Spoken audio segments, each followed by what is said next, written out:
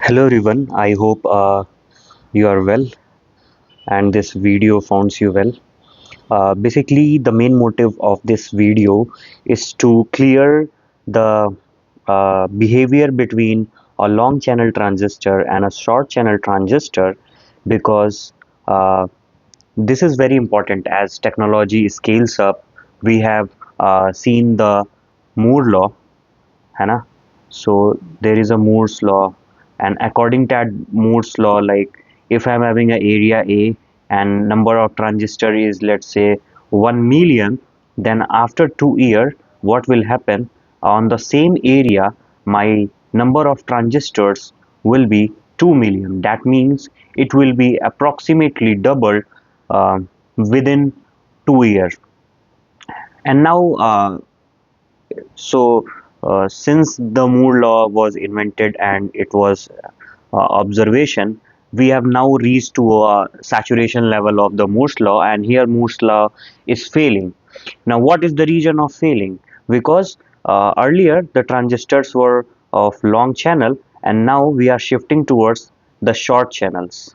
Okay, so in long channel these were not the problems, but as we are advancing our technology, that means we are reducing the channel length, and the difference between a long transistor and a short channel transistor is the channel length. And as this channel length decreases, then it becomes more complicated. Our transistors become more complicated, and uh, some of the constraints which were not present in the long, they get activated during these long short channel transistors, because we have to look for current also, we have to look for electric field also, and some complexities increases in the short channel. So in this video we are going to see what are these complexities got increased, and how it is being increased, and how the channel length is decreased. So here I have make a long channel NMOS transistor.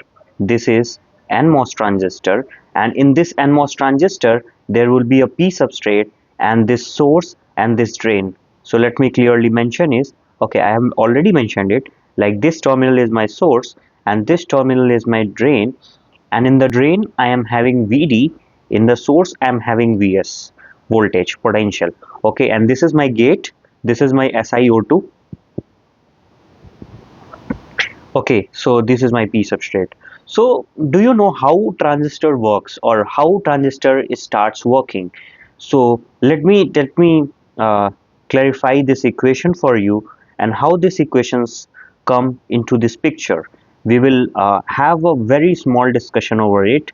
So first of all, for transistor to not be in cutoff, then the condition is VGS should be greater than threshold.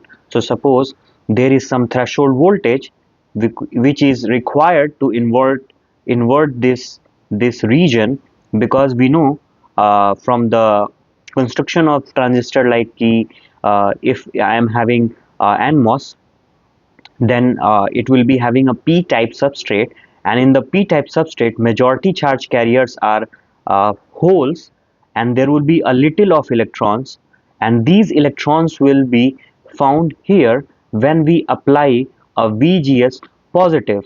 So when VGS is positive, then electrons from this bulb got uh, collected over here, because Vg is positive and Vs is grounded.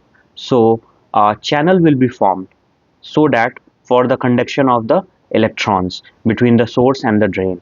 So that's why I have written this. This condition, it will enable to form a channel over here from source to drain, over the current can flow. And these two things are there, saturation and linear. This is the condition when my transistor will be in saturation and when it would be in linear. You have already seen the graph of VDS and uh, IDS. So it goes like this, and here is my VGS minus VT. So as we move from VGS to VT, this region is my saturation, and here this is my linear. And where is cutoff? This one. this one, where current is 0, this is my cutoff. So again, these are not the focus of our today's topic. Still, I am just recalling that those concepts just for refreshing these concepts, okay, so that the idea can get more clear. And also, I just wanted to highlight that why we are interested in the MOSFET working in a saturation, because it has a good amplification instead of linear. And opposite to this, my BGT works in linear region, and we prefer it works in saturation also, cutoff also, but we prefer in linear using this BJT transistor because its amplification is good, its gain is high, okay. And a good amplifier having high gain is our need. And to be more specific, in the MOSFET, there is a good control of IDS in VGS in saturation region. So there is no dependency on VDS. I'm talking this in saturation region only. And this is a controlled current source, okay. So I have already made the graph. Again, I am making it. So for different VGS1, VGS2, you can see here, as soon as your VDS increases, my current become constant. So there is no dependency on VDS in the saturation region, okay. My current is fixed. So this act as a constant controlled current source, and we can control it using these applied voltages, okay. And similarly in the BJT, it acts as a good amplification uh, in linear region, okay. And we know that collector current is beta times IB. So this is just for refreshing your concepts, okay. We are not going to discuss these things in detail. Okay, so coming to the point, why we are shrinking this transistor. As I have told you, why we are shrinking this transistor. Suppose this is having channel length L, and if I make a short transistor, then it will have a small channel length L dash, and L dash is much smaller than L. So this is long channel and this is short channel. And what is channel? This is the channel between source and drain. There is a region, and this is called a channel, okay. And here also this will be the channel. So this channel, which is L dash, and here it is L. So L dash is much smaller than L. And as much as you wanted to decrease this, let's suppose this is L double dash, so this will be our dependency. This is long channel, this is short channel, and we keep decreasing, and we keep moving the drain and source close to each other. So this results in a short channel transistor. And why we are shrinking it? Because let's suppose on area A, if 1 million transistors are fabricated, so by reducing its length, we can adjust approximately 2 million transistors, and so on, okay. So again, these things are okay. And I know you have, till now you have got a clearer picture why we are reducing the size of transistor. And to be more specific, we wanted PPA. And what is PPA? P means power, P means performance, and A means area. We want a transistor which takes low power and its performance is high and area is less. So there is a kind of a trade-off between these three values. Now, what will happen? Let's suppose I am applying some positive voltage. Let's suppose I am applying VDB, okay, because this is my body, okay, and what represents body is these parts. So all these parts I am highlighting is a part of a body, and let's say I have connected one terminal here, okay, and this is my drain. So VDB means VD minus VB, okay. So we'll use little bit of mathematics or simple aptitude to just understand what is being happening. So what is present at substrate. And let's suppose this is positive. Okay, let's suppose this is positive. So this if this is positive, that means Vd minus Vb is greater than 0. It means V drain is greater than V body. Okay, now what is happening, the drain voltage at drain, I can say voltage at drain is greater than voltage at body. And for simple calculations, let's ground it. Okay, let's ground it. So for simple calculation, let's ground our body to this. And if this is 0, then obviously it will have some positive voltage. So what next step would be, like like uh, analyzing how what will be the impact of these things on our source and drain. So drain contain electrons, है ना? So this is a source, this is a ocean of electrons, it is having too much electron, and these electrons are flowing into the drain. I'm talking for NMOS. So this NMOS drain is having electrons. Okay, that's what I have mentioned. And on a body which is tapped here, so this is whole the body, and in body p substrate is present. That means positive charges are present in majority, so plus charge will be there. Okay, so here voltage at a body, or here uh, positive charge are present. Okay, and at a drain electrons are present, at body positive charges are present, and here you are applying more voltage than here voltage, then in which condition this will be gone? Yeah, this will get into a reverse bias situations. Now what happen in reverse bias situation? In a reverse bias situation, there will be a small depletion region, which we call as a space charge region. Okay, so there will be a small space charge region over here. Okay, so that's what I have mentioned over here, कि there will be a space charge region which is due to the reverse biasing. Okay, now uh, this this VDB this VDB can be approximately written as VDS, because body and source both are grounded.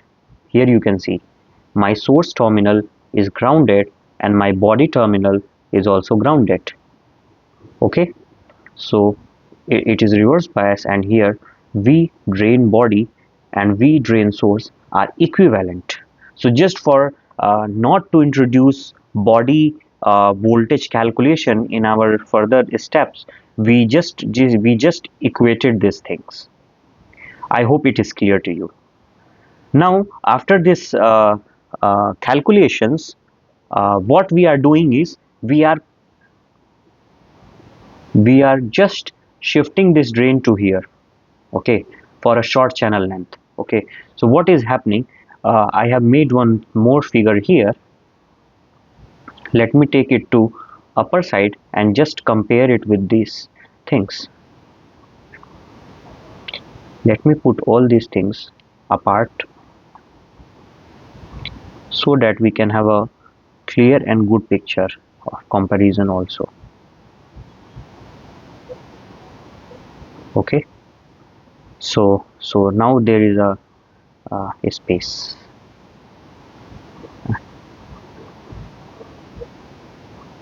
Okay, now can you just compare it with this?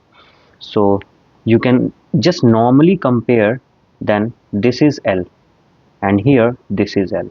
So overall this channel length has been shortened to increase PPA optimization. So power will be decreased, performance will be increased, and area will be decreased. That's why I'm using short channel. So let me mention over here, this is my long channel and this is my short channel. Now just let me mention its length also. So suppose this is my effective length. Okay. Now when we are having a space charge region, the same concept applies to short channel also, which was this. But what happened when we increase, okay, increase my VDS? So as we increase my VDS, what will happen is my space charge region will be more inside this channel length. Okay, its width got more, its width got more.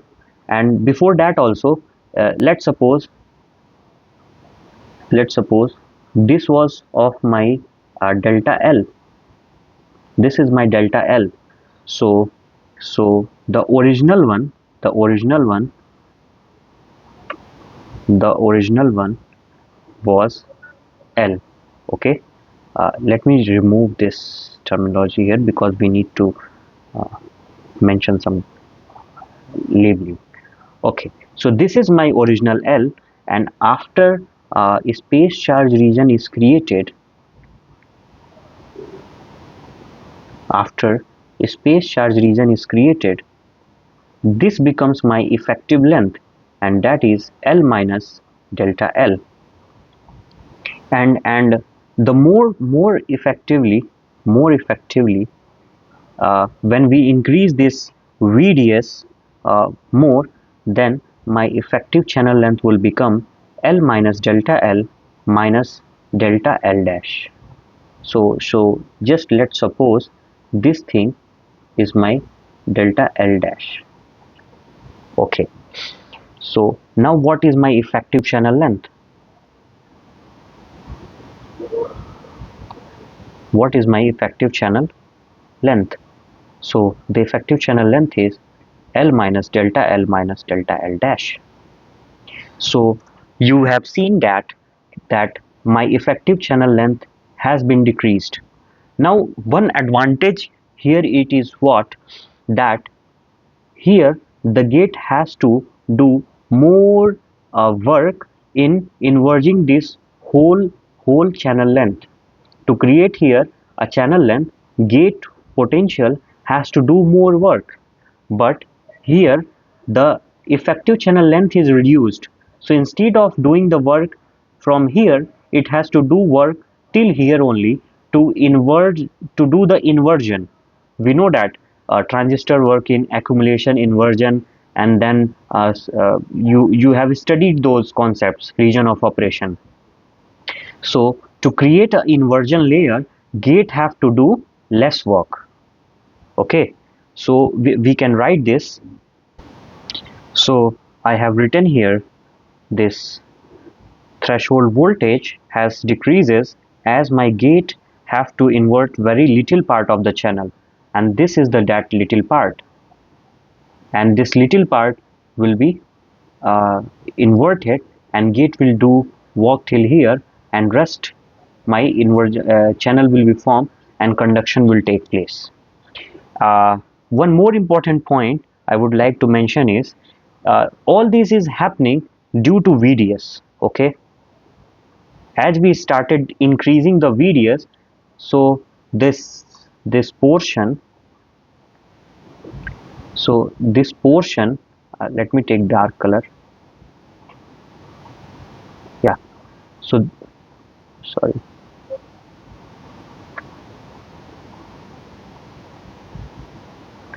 So this portion, yeah. So this portion was getting into the channel length. Earlier, this whole was my channel length. but this portion is getting into it, and it is all happening due to increase into VDS, because reverse biasing is increasing and depletion region is increasing. Okay, depletion region is increasing. So we can say that my threshold voltage has come down, and it is now a function of a drain potential. Okay, so we can write like key threshold threshold voltage is now a function of drain potential. Okay, because you are increasing the drain potential and my threshold voltage is decreasing. So threshold voltage is decreasing when drain potential is increasing. So now there is a question. Now there is a question. Uh, but we will see, just a question here only. Will it happen like we can increase the drain potential, let's suppose till VDD, and then we can have a threshold voltage to 0, so our gate don't have to do the work? Can it be happen? Just think. Okay, I will try to explain these concepts uh, more, because this is not a very little concept. We will have a clear discussion over this, but just think here. Okay, कि if we continue to increase our drain potential, can my threshold decreases to 0? Because that will be very good. If my transistor is not having a threshold, then it is very good. The gate voltage don't have to do the work. Okay, so just think in your mind what will be the solution for this. And just before concluding, I just wanted to like to highlight that in long channel,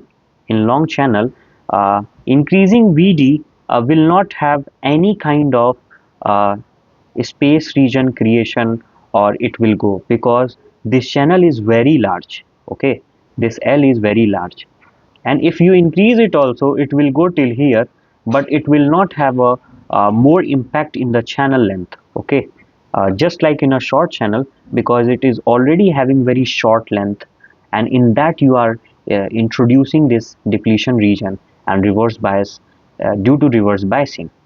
So long channel, I can write here, in long channel, or we can say that earlier in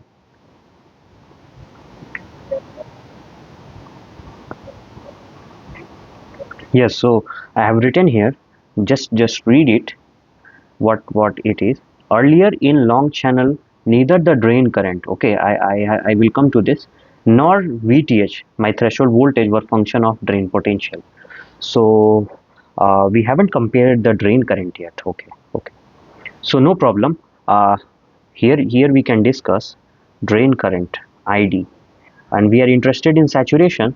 So just write equation for saturation. It is mu naught Cox W by 2L, and in bracket VGS minus VTH whole square. So this threshold is of NMOS, so I can write N. So mu naught Cox W by 2L VGS minus VTH whole square, or for just simple thing, I can write like that. So as my channel length decreases, okay, this implies my current is increases. Okay, so this is also a factor, like my, if I'm reducing my channel length, so my current is also increasing, and if I am reducing my channel length, then due to increase in my drain potential, my threshold is also coming down. But but we cannot reduce at this much, because at certain point of time this IDS will not be a controlled IDS. Okay, so I can write here, after certain time this IDS will not be controlled. Okay, that will be uncontrolled. And if the current is uncontrolled, then what is the use of it? Because transistor is used as an amplifier or as a switch. We will use it so that we can control it. And if my designer or a VLSI industry people are not able to control this current, then what is the use of it? Okay, so till here I think everything has been clear. And just just let